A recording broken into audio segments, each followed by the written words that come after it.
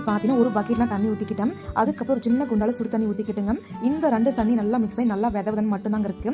அதுக்கப்புறம் இதுக்குள்ள நீங்கள் 1 ஸ்பூன் அளவுக்கு நீங்கள் டிடர்ஜென்ட் பவுடர் சேர்த்துக்கலாங்க. நான் இன்னைக்கு சர்ஃபேக்சல் பவுடர் சேர்த்துருக்கேன். நீங்கள் எந்த துணி பவுடர்னா நீங்கள் சேர்த்துக்கலாம். அதுக்கப்புறம் கை வச்சு நல்லா நீங்கள் கலந்து விட்டுருங்க. கலந்து விட்ட பின்னாடி இது கூட நீங்கள் ஒரு 1.5 ஸ்பூன் அளவுக்கு நீங்கள் கல்லுப்பு கட்டாயமாக சேர்த்துக்கணும். கல்லுப்பு சேர்த்து ஒரு டைம் கை வச்சு நல்லா கலக்கி விட்டுக்கோங்க.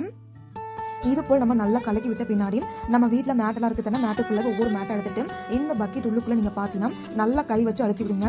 இது போல் ஒவ்வொரு மேட்டாக போட்டு ஒவ்வொரு டைம் நீங்கள் நல்லா அழுத்தி நின்றுட்டீங்கன்னா அந்த மேட்டில் இருக்கிற அழுக்கு ஃபுல்லாகவே இந்த தண்ணியில் தாங்க இருக்கும். நிறைய பேர் பார்த்தீங்கன்னா கஷ்டப்பட்டு மாங்குன்னு மேட்டை போட்டு அடிப்பாங்க. அதுக்கப்புறம் சோப்பை போட்டு ஸ்க்ரப் பண்ணுவாங்க. இனிமேல் அந்த மாதிரி பண்ணாமல் இந்த டிப்பை நீங்கள் ஃபாலோ பண்ணுங்க. இப்போ நம்ம மேட்டு ஃபுல்லாகவே நல்லா உரைச்சிட்டு 1/2 மணி நேரம் விட்டுருணுங்க. 1/2 மணி நேரம் கழிச்சு நீங்கள் பார்த்தீங்கன்னா அந்த மேட்டில் இருக்கிற அழுக்கு ஃபுல்லாகவே பக்கெட் அந்த தண்ணியில் தாங்க இருக்கும்.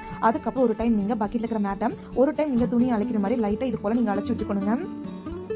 இந்த மாதிரி நீங்கள் அழைக்கும் போது பார்த்தீங்கன்னா மேட்டில் இருக்கிற அழுக்கு ஃபுல்லாகவே அந்த பக்கெட்டில் இருக்கிற தண்ணியில் வந்துடும். அதுக்கப்புறம் வேறொரு பக்கெட் நீங்கள் வச்சுக்கலாங்க. இந்த மேட்டு ஃபுல்லாகவே ஒட்டுக்க எடுத்து போடாமல் தனித்தனியாக இது போல் நல்லா அழுத்தி விட்டு நல்லா அழைச்சிட்டு அதுக்கப்புறம் நம்ம மேட்டை எடுத்து போட்டுக்கலாங்க.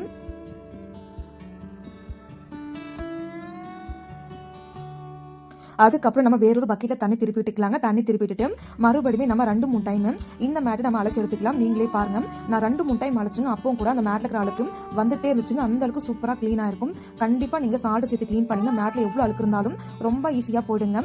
இப்போ நம்ம க்ளீன் பண்ணிட்டோம். அதே மாதிரி இன்னொரு பக்கெட்டுக்கு மேட்டு ஃபுல்லாக மாற்றிட்டு மறுபடியும் நம்ம இன்னொரு வாட்டி நல்லா அழைச்சி எடுத்துக்கலாங்க. பாருங்க எந்த அளவுக்கு பளிச்சுட்டு இருக்கு மேட்டு, நீங்களே பார்த்தா தெரியும். அந்த அளவுக்கு சூப்பராக மேட்டு ஃபுல்லாகவே க்ளீனாக இருக்குங்க. இப்போ இந்த தண்ணி நம்ம ஊற்றிட்டு பக்கெட் நம்ம அழைச்சிக்கலாங்க. இந்த பக்கெட் நம்ம திரும்பவும் நான் தண்ணி திருப்பி விட்டுக்கிறேன். லாஸ்ட்டாக நீங்கள் ஃபைனலாக மேட் அழைக்கிறதுக்காக கொஞ்சம் போல் கம்போர்ட் சேர்த்துக்கலாம். அப்பெல்லாம் நீங்கள் டெட்டால் சேர்த்துட்டு அதுக்கப்புறம் நீங்கள் மேட்டை அழைச்சி எடுத்துக்கலாங்க. நீங்கள் மேட் அழைக்கும் போது புளிஞ்செல்லாம் எடுக்காதீங்க. அப்படியே நீங்கள் அழைச்சி மட்டும் எடுத்துக்கோங்க. பாருங்க மேட்டு ஃபுல்லாகவே நம்ம அழைச்சி எடுத்தாச்சு.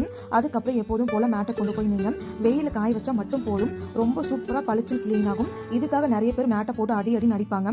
இனிமேல் அந்த மாதிரி பண்ணாமல் வாஷிங் மிஷின் இல்லாமல் ரொம்ப ஈஸியாக கை வலி இல்லாமல் இது போல் நீங்கள் க்ளீன் பண்ணி வச்சுக்கலாங்க.